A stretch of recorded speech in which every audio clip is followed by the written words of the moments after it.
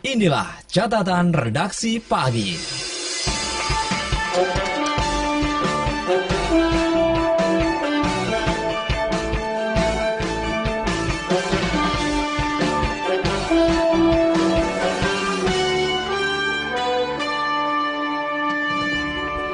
Assalamualaikum warahmatullahi wabarakatuh. Langsung sahabat dari lantai dasar Masjid Nasional Al-Akbar Surabaya. Inilah 107,5 SAS FM dan live video streaming kami di sasfmsurabaya.net. Bermanfaat, menghibur dan syar'i. Sahabat, saya Alik A3, di Gatekeeper ada Dia Alvita. Kali ini kita berjumpa ya di program catatan redaksi pagi. Dan seperti biasa catatan redaksi pagi, kita akan update informasi untuk Anda ya. Ini terkait informasi dalam dan luar negeri, terkait umum dan juga Islam. Tentunya sahabat semua kita mix dengan musik yang telah kita siapkan untuk Anda hingga pukul 8 nanti ya. Akhir pekan, weekend tentu santai begitu ya, namun harus ada isinya dong. Maksudnya kita dengarkan musik plus juga ada informasi atau catatan yang kita bagi untuk Anda. Sahabat, kita tidak tahu ya kapan terakhir kita di dunia ini. Maka dari itu sahabat, mari kita ingat, apakah Anda masih punya salah kepada orang lain, apakah Anda masih punya hutang kepada orang lain. Ya, kita tahu Rasulullah bahkan tidak mau menyelotkan orang yang masih punya hutang ketika meninggal dunia. Ya, kita ingat-ingat sahabatnya di pagi hari ini.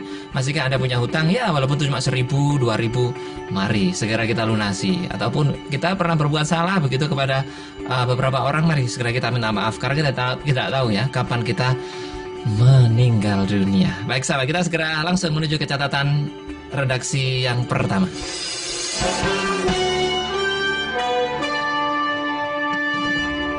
Ini ada musibah sahabat terkait perahu yang ditumpangi 25 santri. Ini tenggelam di sekitar jembatan Widang Babat pada Jumat pagi kemarin. Dan tim SAR nih sahabat, tim SAR gabungan ini seharian kemarin ini telah melakukan pencarian dengan menyisir Bengawan Solo dengan perahu karet. Dan pencarian ini rencananya akan dilanjutkan pada hari ini atau mulai pagi ini. Dan terkait santunan, sahabat, ini santri korban perahu tenggelam di Babat ini akan mendapatkan santunan maksudnya dari Pemprov Jawa Timur. Sahabat, musibah perahu tenggelam di Sungai Bengawan Solo Babat Lamongan ini mendapat perhatian khusus dari Pemprov Jawa Timur. 25 santri yang menumpang perahu itu akan mendapat santunan. Ini disampaikan oleh Wakil Gubernur Jawa Timur Saifullah Yusuf atau sapaan akrabnya Gus Ipul. Beliau mengatakan bahwa BPBD Jatim ini telah berkoordinasi dengan Biro Kesra atas perintah Bapak Gubernur untuk memberi santunan kepada 25 santri tersebut. Musibah tenggelamnya perahu yang ditumpangi 25 santri Pondok Pesantren Langitan Widang Tuban ini rencananya akan ke Pasar Babat Lamongan pada Jumat pagi kemarin. Namun saat di perjalanan penyeberangan, musibah tak bisa ditolak. Perahu tenggelam dan terbalik. 7 santri masih dalam pencarian, sementara 18 lainnya sudah bisa diselamatkan. Pencarian ke-7 santri itu dilakukan secara all out dengan melibatkan Basarnas, BPBD Lamongan, kemudian Pol Air Lamongan, PMI, BPBD Gresik, Polsek Babat, Polsek Widang, perangkat Kelurahan Babat, Kecamatan Widang, Koramil Widang, Koramil Babat, serta DMC Muhammadiyah Disaster Management Center. Masih kata Gus Ipul sahabat bahwa Jumat malam ini pencarian dihentikan ya, dan Sabtu tepatnya pukul 8:15 ini nanti akan dimulai lagi dengan dipimpin oleh Basarnas. Namun pada malam kemarin pihak Pondok Langitan membentuk tim sendiri dan masih tetap menyisir sungai hingga malam. Dan untuk membantu penerangan dalam pencarian, pihak Kelurahan Babat ini memasang lampu di sekitar lokasi kejadian. Tak sedikit sahabat masyarakat yang tadi malam ini turut membantu mencari dengan mengawasi di setiap tepi Bengawan Solo di daerahnya masing-masing. Terkait keluarga ini tentu kabar yang sangat menyesakkan sahabatnya. Dan apa kira-kira harapan dari keluarga santri Langitan korban perahu dari tenggelamnya di Babat itu? Perasaan Haji Awarudin dan istrinya Haja Sri Pujan ini sangat resah sahabat. Kabar perahu tenggelam yang membuat anak keduanya terseret derasnya arus Sungai Bengawan Solo membuat warga Bojonegoro ini terpukul. Mabrur ini usia 19 tahun ini masih belum bisa ditemukan. Ini anaknya ya, bersama 6 santri Pondok Pesantren Langitan Widang Tuban. Mabrur yang berasal dari desa Ngampal, Kecamatan Sumberjo, Bojonegoro, merupakan santri yang belajar agama di pondok pesantren yang sangat karismatik itu. Begitu mendapat kabar musibah yang dialami anaknya, Awarudin ini segera bergegas ke Polres Langitan. Ia datang bersama kerabatnya yang memilih menuju ke Mapolsek Babat. Sementara itu Ahmad Sujono, paman dari Mabrur, ini berharap semua korban perahu tenggelam bisa segera ditemukan dengan keadaan selamat. 18 santri yang selamat diistirahatkan sama di musola Polsek Babat sambil berdoa semoga temannya yang 7 itu segera ditemukan. Di antaranya para santri yang selamat itu sudah dijenguk juga oleh para keluarga. Ya, sahabat, kita berdoa ya. Dari santri yang belum ditemukan, mudah-mudahan hari ini bisa segera ditemukan. Dan kita berharap musibah seperti ini lagi tidak akan terjadi lagi, sahabat. Saya hadirkan untuk Anda lagu berikut ini, Shaka featuring Anas Nova, Hamba yang Hilang. Siapa hamba yang hilang itu? Siapa dia? Dialah yang بالصلاة تطيب لي الحياة وأرضي بها الإله يحلو الوصال في العالم تملك باسمك لا لا لا ما تسوى الدنيا تضيق خلقك الحمد لله ما حد بياخذ منك رزقك هدي وارتاح تابر واطمح من حقك بس بلاش العين لا لا لا. Dengarkan lagu Humat Al-Hudar dengan Kimi True, Lugat Al-Alam, dan Ain di Sas FM. Bermanfaat, menghibur, syar'i.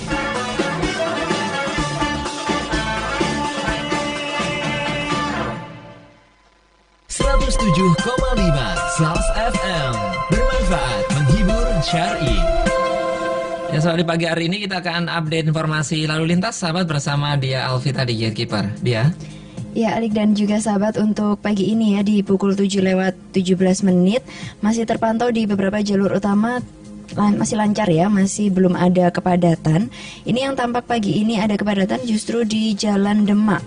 Mungkin Anda yang sudah mulai beraktivitas untuk masuk ke tol Surabaya Gresik gitu ya melalui Jalan Demak atau lewat Dupa, ini ada sedikit kepadatan di Jalan Demaknya ya, di Demak Raya ini. Tapi selepas dari sekitar Demak ini, di Tembakan, di Bubutan, di Indrapura juga masih terpantau lancar untuk pagi hari ini. Begitu juga di Jalan Ahmad Yani, pagi ini masih terpantau lalu lintasnya ramai lancar. Mungkin Anda masih belum mulai untuk beraktivitas keluar kota begitu ya sahabat ya. Jadi di Bundaran Waru juga masih terpantau ramai lancar untuk pagi hari ini. Tapi ini terlihat ada kepadatan sedikit di Jalan Jemur Andayani yang mengarah ke Jalan Rungkut Industri ya, di Raya Rungkut Industri. Dari Jemur Andayani itu sudah pagi ini sudah terlihat ada sedikit kepadatan ya sahabat. Untuk yang arah sebaliknya juga sama, pagi hari ini terpantau ramai lancar ya untuk lalu lintasnya. Untuk Anda yang akan ke arah Sidoarjo ya sahabat, mungkin yang akan keluar kota lewat dari flyover Waru, juga lewat di Bundaran Aloha, pagi hari ini masih terpantau ramai lancar. Sementara untuk update informasi cuaca sahabat untuk hari ini 8 Oktober 2016, untuk Anda yang akan beraktivitas di Sidoarjo ya, mungkin Anda yang sekarang juga sedang ada di Sidoarjo. Untuk prediksi cuaca hari ini, untuk Sidoarjo hujan ringan, sementara untuk Surabaya, Gresik, Bangkalan, Sampang, Pasuruan, Malang, Lamongan, dan juga Mojokerto diprediksi cuaca hari ini hujan sedang. Demikian sahabat untuk update informasi cuaca dan juga lalu lintas. Kembali ke Alik. Baik, terima kasih Dia Alvita atas update informasi lalu lintasnya dan juga cuaca. Catatan redaksi pagi.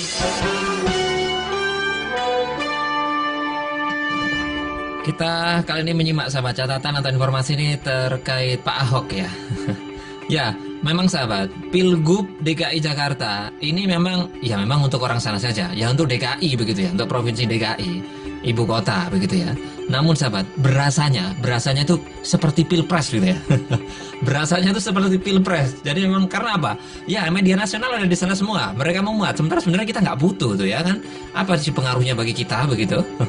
Terkait pemberitaan Pilgub di sana. Tapi karena media nasional tuh memuat itu terus, akhirnya kita lah ikut-ikutan. Apalagi nih sahabat, apalagi terkait video dugaan penghinaan Al-Quran dari Pak Ahok ya. Yang kita ingat Pak Ahok itu mengatakan intinya adalah di Al-Maidah Quran surat Al-Maidah ayat 51 itu Pak Ahok menyebutnya itu adalah pembodohan. Nah, ini dia.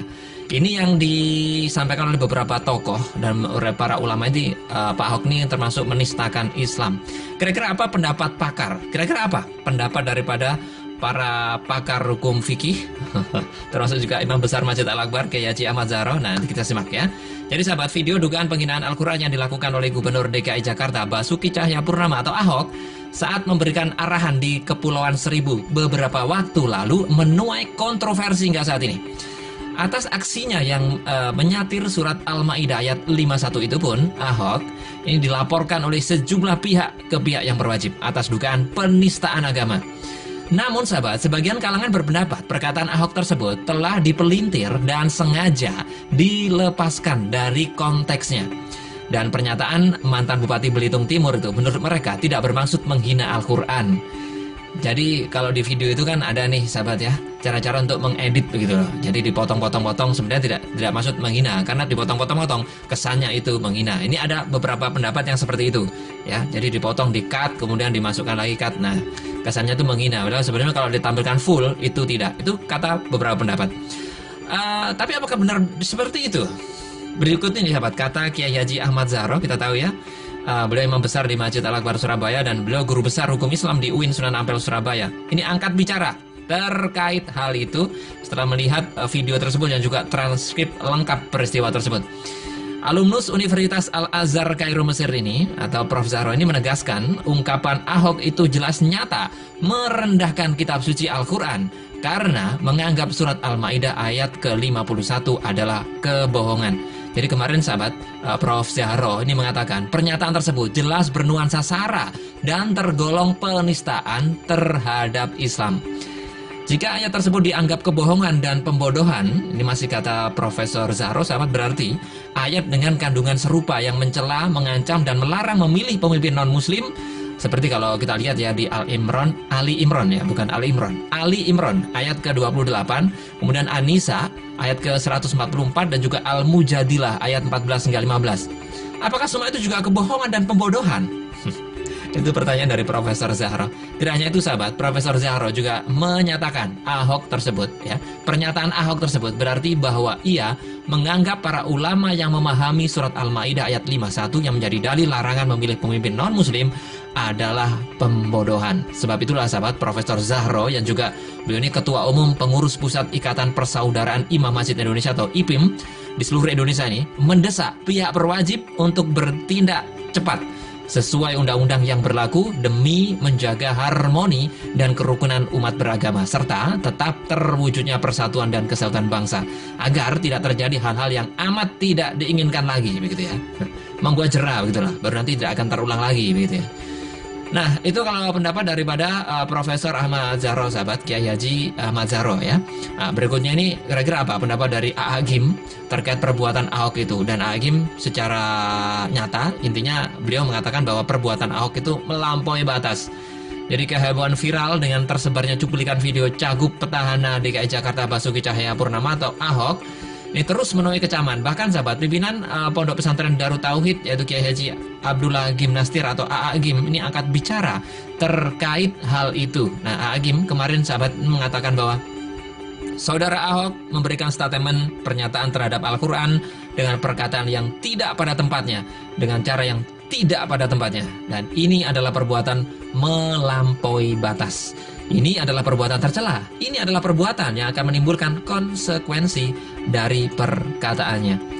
Dan sahabat, A.G. pun ini mengaku telah mendengar dan menyimaknya beberapa kali tayangan video tersebut yang akhirnya menyebabkan banyak umat Islam ini yang ya bisa dibilang terluka begitu ya. Dan A.G. ini menegaskan bahwa Ahok ini sebagai etnis Tionghoa itu bukanlah pilihannya. Nah, ini adalah takdir yang menciptakannya. Oke. Kemudian yang kedua sahabat, bahwa saudara Ahok ini beragama non-Islam itu adalah pilihannya dan setiap orang berhak memilih apa yang akan dipertanggungjawabkannya di dunia dan juga di akhirat kelak. Gitu. Namun sahabat, A.G. ini juga mengatakan ketika Ahok memberikan statement terhadap Al-Quran itu bukan pada tempatnya. Oleh karena itu sangat bisa dimaklumi jikalau umat Islam merasa tersinggung, terluka oleh perkataan yang melampaui batas tersebut. Apalagi seorang yang diberikan cobaan jadi pemimpin di Jakarta. Itu dia ya. Dan Agim ini juga mencontohkan sahabat, andai kata ya umat Islam ini tersengat dan juga merasa terluka, maka ya syukuri bahwa kita ini masih peduli dan menghormati kalam-kalam Allah. Itu dia kata Agim. Namun pada saat yang sama ya kita semua umat Islam pun harus menyikapi orang yang melampaui batas ini dengan sikap yang ada dalam koridor akhlakul karimah. Islam tidak mengenal kezaliman terhadap siapapun. Ya walaupun kita tahu ya Ahok memang terlihat melampaui batas penghinaan, namun tetap ya umat Islam harus mengedepankan akhlak. Jadi kata Agim, akhlakul karimah harus tetap ada, menyikapi daripada Pak Ahok tersebut. Berikut ini Opik untuk Anda. Berhentilah sejenak dari nafas yang dalam. Dahulu, radio hanya bisa didengar. Tapi kini, Radio SAS FM bisa Anda lihat melalui live streaming video kami di www.sasfmsurabaya.net. Anda bisa melihat siaran kami. Lihat dan dengar SAS FM kapanpun, dimanapun. 107,5 SAS FM, bermanfaat, menghibur, syar'i. Baik, sampai kita akan menuju ke ruang Gatekeeper untuk mendapatkan informasi ya. Ini terkait kajian indahnya sholat ya. Iya sahabat, untuk kajian indahnya sholat ini kembali hadir ya untuk Anda di bulan Oktober ini. Tentunya dengan pembicara Ustadz Sukanan As-Siddiq SAG, narasumber program Indahnya Sholat di Radio SAS FM. Beliau akan memberikan pemahaman tentang filosofi gerakan sholat, arti bacaan sholat, korelasi antara sholat dan kesehatan, serta bagaimana melakukan sholat dengan khusyuk beserta prakteknya langsung ya sahabat, sesuai dengan tuntunan Rasulullah. Dan untuk kajian indahnya sholat ini akan dilaksanakan hari Ahad, tepatnya tanggal 23 Oktober 2016. Mulai jam 9 pagi hingga 4 sore di Studio 2 Radio SAS FM.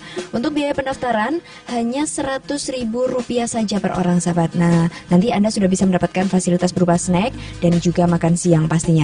Pendaftaran sudah kami buka ya sahabat ya.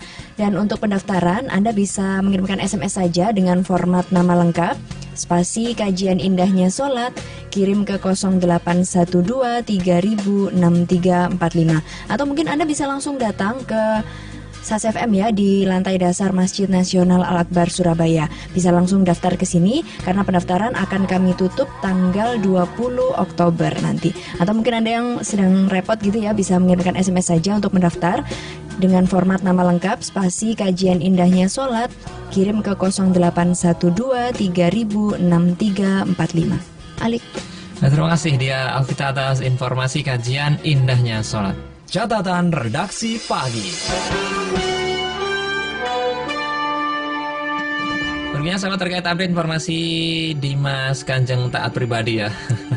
Tapi kemarin Ustadz Saiful Hambali sama di program Samudra Hadis keberatan ya kalau disebut Dimas Kanjeng. Kayak gitu masa Dimas Kanjeng gitu ya.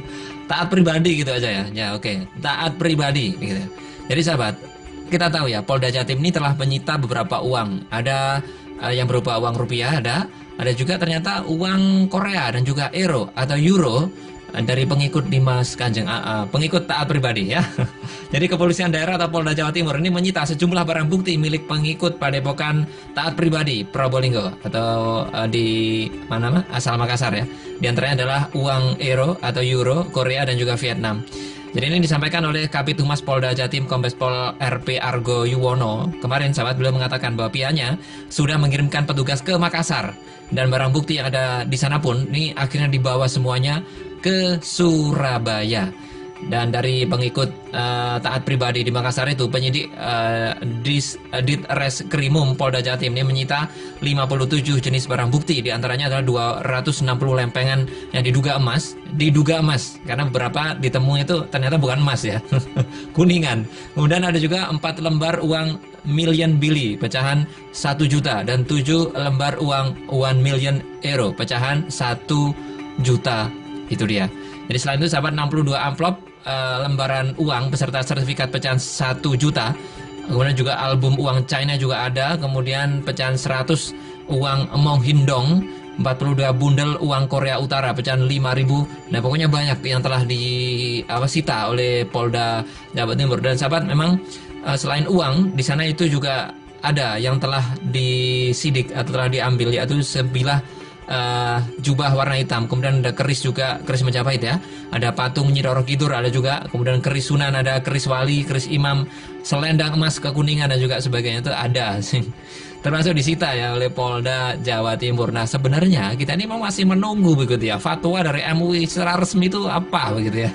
Kemarin memang MUI Probolinggo ini memang mengatakan bahwa diduga ini memang ada penyelewengan ya, ada kesesatan di sana. Ini juga disepakati oleh MUI Jatim, yang kemudian setelah MUI Jatim oke, MUI Probolinggo oke, baru menuju ke Jakarta untuk menjadi fatwa dari pusat atau MUI nasional atau di pusat sana.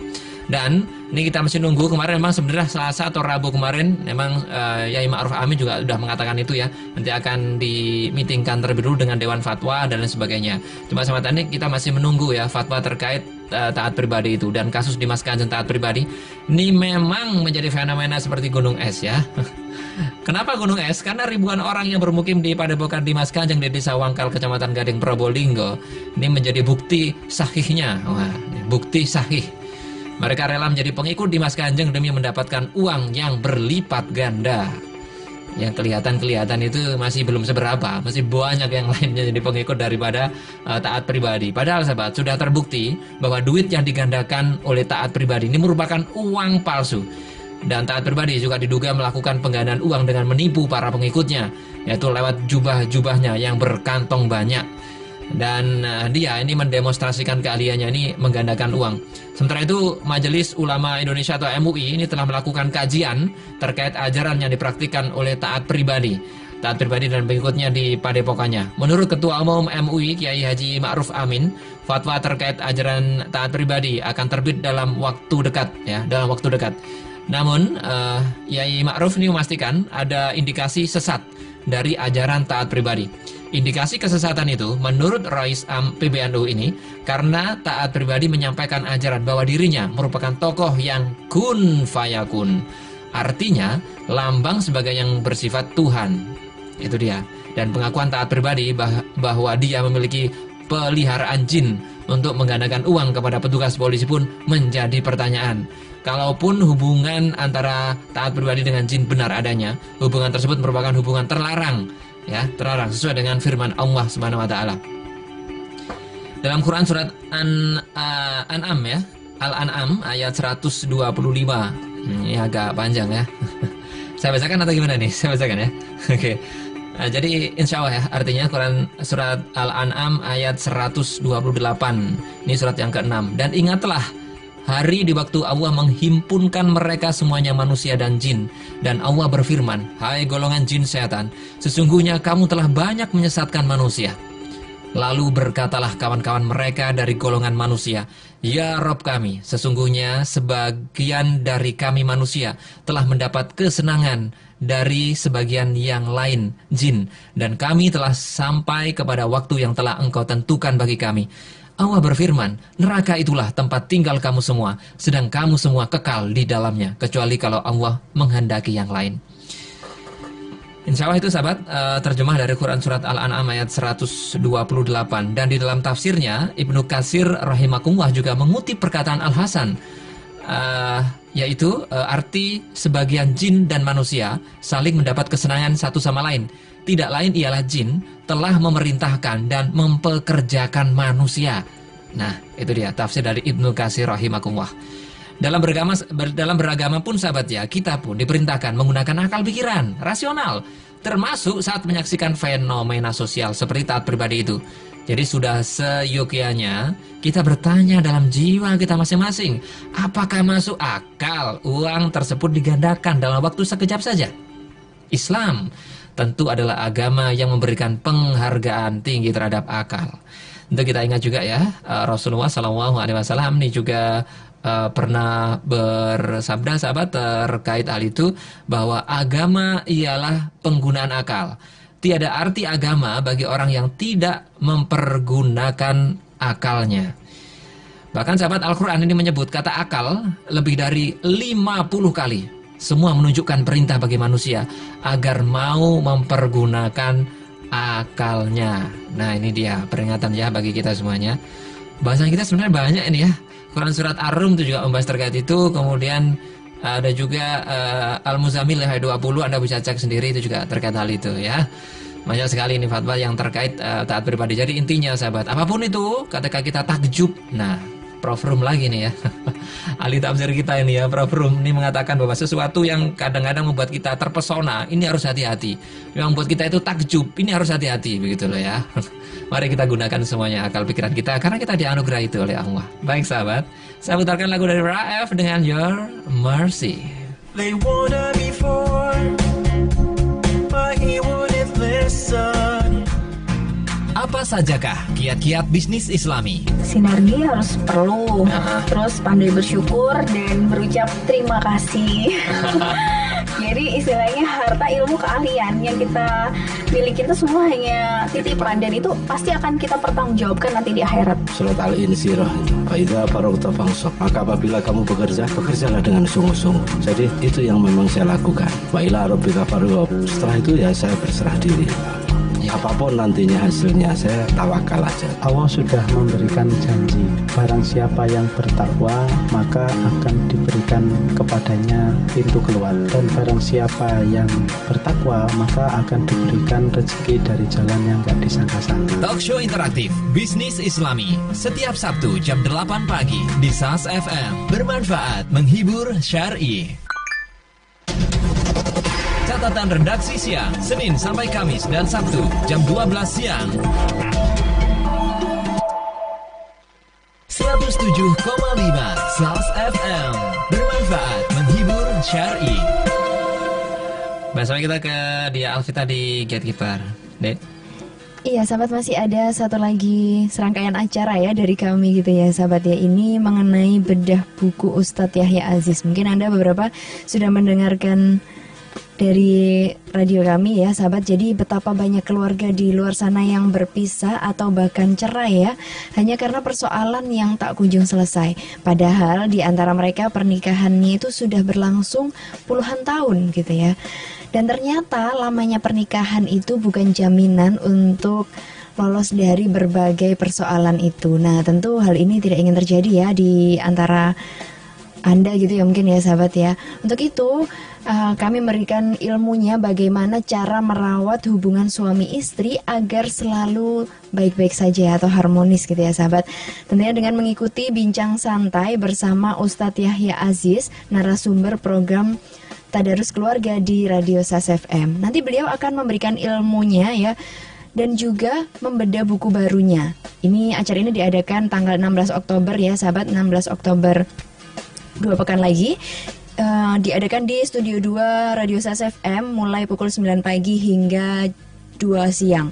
Nanti Anda boleh bertanya sepuasnya seputar pernikahan Anda gitu ya sahabat ya. Mungkin Anda problem gitu di pernikahan Anda boleh berkonsultasi langsung dengan Ustadz Yahya Aziz. Untuk biaya pendaftaran hanya Rp100.000 saja sahabat per orang, atau Rp125.000 ya untuk Anda yang ingin mengajak suami atau istri gitu ya. Jadi untuk pasangan suami istri bisa langsung datang berdua gitu ya. Tentunya harganya juga lebih murah ya. Untuk pendaftaran hanya Rp125.000 saja, dengan fasilitas buku terbaru Ustadz Yahya Aziz, snack dan juga makan siang. Untuk pendaftaran bagaimana caranya? Anda juga bisa langsung mengirimkan SMS saja dengan format nama lengkap spasi bedah buku, kirim ke 0812 3000 6345. Atau Anda bisa langsung datang ya ke Radio SAS FM di lantai dasar Masjid Nasional Al-Akbar Surabaya. Baik dia Alvita, terima kasih informasinya terkait kajian, bukan kajiannya, apa tadi? Terkait apa? Bedah buku Ustadz Iya. Yahya Aziz, dan atau juga bisa langsung berkonsultasi gitu ya di konsultasi langsung ya. acara ini nanti ya 16 Oktober. Oke, manfaatkan peluang ini sahabat ya, santai minggu-minggu lesehan begitu ya. Iya. Enak sambil nyemil sambil mendengarkan tausiah dari Ustadz Yahya Aziz. Oke, baik, terima kasih. Dan sahabat kita lanjut ya di catatan redaksi pagi. Catatan redaksi pagi. Cinta terhadap Al-Quran itu harus. Bagaimana sih cara pelajar Bandung sahabat meningkatkan kecintaan mereka terhadap Al-Quran? Ya, Ini Madrasah Aliyah Negeri atau MAN 2 Bandung ini punya kiat untuk meningkatkan kecintaan siswanya terhadap Al-Quran. Caranya bagaimana? Yaitu mengajak para pelajar mengambil bagian dalam kegiatan menyalin Al-Quran. Ya, menyalin Al-Quran. Jadi kegiatan menyalin Al-Quran secara serentak pada Jumat kemarin, acara tersebut diikuti oleh 1.250 siswa mulai dari kelas 1 hingga kelas 3. Subhanallah, luar biasa nih ya. Dan kegiatan ini sama digelar dalam rangka peringatan Tahun Baru Islam 1 Muharram yang jatuh pada hari Ahad lalu. Dan kegiatan ini dimulai pada pukul 6:30 pagi dan ribuan siswa tersebut telah berkumpul sahabat di lapangan area sekolah. Dan kegiatan tersebut pun diawali dengan melakukan sholat duha berjamaah terlebih dahulu. Wah, luar biasa. Usai itu, setiap siswa dibagikan 1 lembar kertas untuk menulis ulang Al-Quran. Subhanallah, luar biasa. Pembagian tugas tersebut dilakukan per kelas, sahabat. Yakni setiap kelas menulis ulang juz yang berbeda.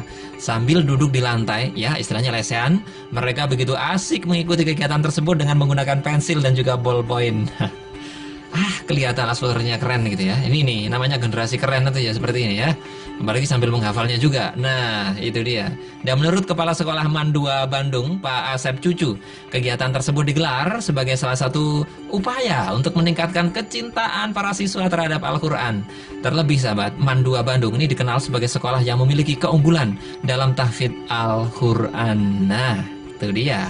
Selain membaca, sahabat biasanya juga ingin mengasah kemampuan anak-anak melalui tulisannya. Jadi tidak hanya membacanya bagus, tapi tulisannya juga harus begitu ya. Ini kata kepala sekolahnya, yaitu Pak Asep Cucu. Beliau juga mengatakan bahwa kegiatan menyalin Al-Quran secara manual tersebut akan dikumpulkan dan dilakukan proses editing oleh panitia sebelum masuk ke dapur percetakan. Oh, berarti nanti langsung dicetak ya ini. Luar biasa. Dan setelah dicetak nanti rencananya sahabat ini akan disimpan di laboratorium sekolah. Wow, luar biasa. Pak Asep Cucu pun yakin aksi tersebut sahabat merupakan yang pertama kali dilakukan di Bandung, bahkan di Indonesia. Karena sejauh ini belum pernah melihat atau mendengar kegiatan serupa di sekolah lain. Jadi Pak Asep Cucu berharap dengan adanya aksi tersebut dapat menumbuhkan rasa kecintaan terhadap Al-Quran dan kerap rajin membaca dalam setiap ayat-ayat sucinya. Untuk itulah ini adalah dalam rangka untuk menumbuhkan rasa cinta terhadap Al-Quran. Nah, bagaimana sahabat? Apakah Anda yang mungkin punya semacam TPA, atau Anda sebagai kepala sekolah, atau Anda sebagai inisiator dalam satu kegiatan sekolah, ini boleh dicontoh nih sepertinya ya, agar cinta terhadap Al-Quran. Salah satu bentuknya yaitu menulis ulang Al-Quran. Baik sahabat, berikut ini lagu dari Atina dengan Bersyukur. Kira-kira apa sih yang kita cari di dunia ini sahabat? Gambarannya langsung bersama Atina ya. Apa yang kau cari di dunia ini? DPR RI ikut serta berupaya agar masyarakat punya rumah. Saya hanya ingin mengingatkan lagi bahwa DPR dan pemerintah memang sudah coba untuk mencari-cari peluang skema yang kira-kira bisa membuat tujuan konstitusi yang mengamanahkan agar negara ini bisa merumahkan warganya dengan layak, itu bisa terjadi. Walaupun memang ini kerja-kerja keras ini tidak bisa dinikmati dalam 1 atau 2 tahun, tetapi yang penting saya selalu mengeksplorasi peluang-peluang yang ada, yang itu bisa dimanfaatkan oleh pemerintah daerah atau oleh asosiasi-asosiasi yang ada di daerah seperti kemarin Ray Jawa Timur gitu ya. Sosio Kota bersama Bapak Sigit Susiantomo dari Komisi 5 DPR RI setiap Sabtu jam 10 pagi di SAS FM. Bermanfaat, menghibur, syar'i. Kajian Ba'da Maghrib setiap hari setelah sholat maghrib live Masjid Al-Akbar 107,5 SAS FM. Bermanfaat, menghibur, syar'i. Catatan redaksi pagi. Catatan pendek terakhir sahabat, catatan positif tentunya ya. Tentu udara bersih itu harapan kita semuanya ya. Ya, kita bisa sehat ini karena udara yang mengalir dalam tubuh kita ini adalah udara yang bersih. Kira-kira sahabat, di Asia ini kota-kota mana sih yang mendapatkan predikat sebagai kota dengan air atau udara terbersih di Asia? Ternyata ini membanggakan ya. Tanah kelahiran saya di Malang ternyata masuk 5 kota dengan udara terbersih di Asia. Jadi kota Malang di Jawa Timur ini saat masuk dalam 5 kota yang udaranya terbersih di Asia. Hasil riset lembaga non-pemerintah atau NGO, The Clean Cities Air Partnership Program. Jadi sahabat, ini disampaikan oleh Kepala Badan Lingkungan Hidup atau BLH Kota Malang, Pak Agus Edi, yang mengatakan bahwa pemerintah Kota Surabaya telah menerima penghargaan yang diberikan oleh NGO The Clean Cities Air Partnership Program sebagai salah satu kota dari 5 kota dengan udara terbersih di Asia. Alhamdulillah. Baik sahabat, terkait catatan lainnya, ini terkait upaya dari DPRD Kota Surabaya yang akan memperjuangkan pendidikan gratis untuk SMA dan juga SMP. Ini disampaikan oleh Wakil Ketua Komisi D DPRD Surabaya, Pak Junaidi, pada kemarin. Tuh, kita berharap ya, benar-benar terwujudlah itu. Nah, ini terakhir sahabat, ini terkait yaitu utusan dari 17 negara yang ternyata Arab Saudi telah sukses menyelenggarakan ibadah haji. Ya, mudah-mudahan ini ya, pada tahun-tahun nanti juga akan terus berhasil. Baik sahabat, sampai di sini perjumpaan kita di program catatan redaksi pagi.